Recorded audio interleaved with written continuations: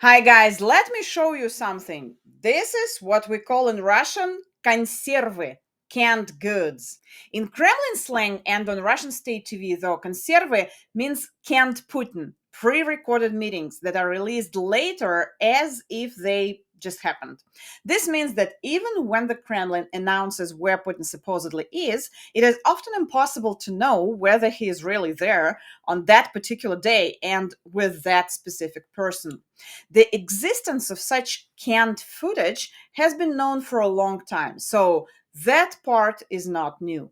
What is striking now is the evidence that Putin has three almost identical offices in completely different locations and even different regions of Russia, which makes it even harder to understand where he actually is and at any given moment. An investigation by my colleagues from the Systema project has shown that the Kremlin has repeatedly misled the public about President Vladimir Putin's location. The offices look almost identical, same desks, same lamps, same wallpaper, but they're scattered across the country. One near Moscow, one in Sochi, and one in Valdai. And for years, Russian state TV has presented Putin as if he were in Moscow when he was actually hundreds of kilometers away. How did the journalists uncover this? I put that question to the investigative reporter Elizaveta Surnacheva. Information that Putin uses identical offices had already appeared in the media, mostly as rumors based on anonymous sources. We wanted to prove it visually.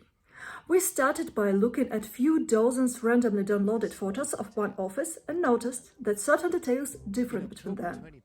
Then we reviewed several hundred photos and videos of events in these offices and marked all distinguishing features: the positions of door handles, switches, table legs, and other small elements. After analyzing this dataset, we found correlations showing that there were at least three distinct types of offices appearing consistently all over a long period of time. That part was actually fun. The hard part came next: figuring out where each office was located and how to prove it. To do that, we compared the periods when each office appeared with other data: business trips or state TV crews, travel by Kremlin doctors and pilots, and so on. As a result of this painstaking work, we were able to reconstruct a long timeline of how and where Putin was hiding.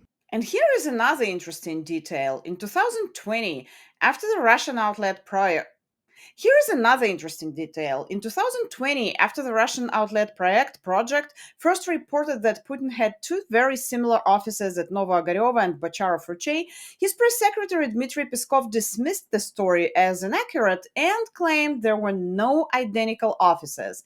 This time, Peskov read the questions that Systema sent before publication, but chose not to respond at all.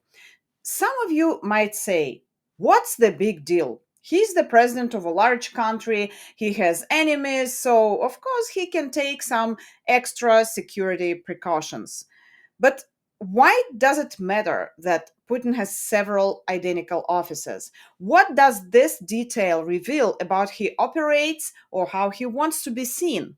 Of course, every head of state uses security measures, especially one who has launched the bloodiest war in Europe in recent decades.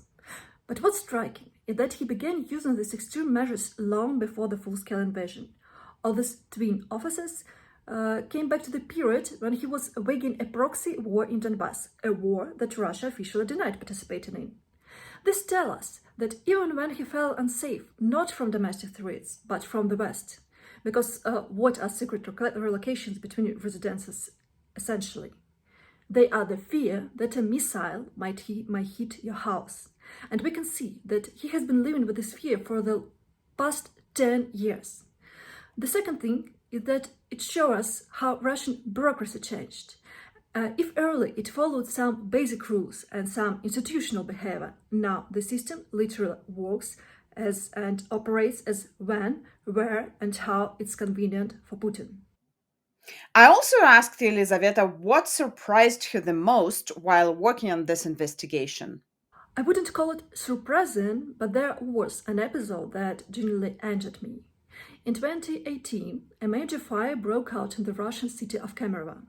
Dozens of people died, most of them children. A tragedy is exactly that moment when officials must walk around the clock, avoid wasting time, and keep everything under control.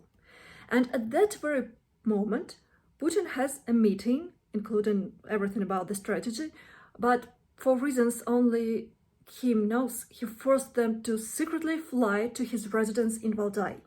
It's not extremely far, but it adds several hours, essentially half a working day, wasted on the trip. That episode really struck me because it shows that his decisions are no longer about rational security concerns, they're about rational choices and the personal comfort of the autocratic leader. That was Elizaveta Surnacheva, and I will put a link to the full investigation in English in the comments.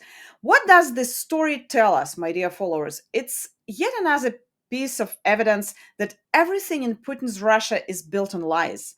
If Putin lies every day to his own people, why would he be honest with world leaders who are still trying to make some kind of deals and agreements with him? If you like this video, please like, subscribe, and help spread the word about my channel.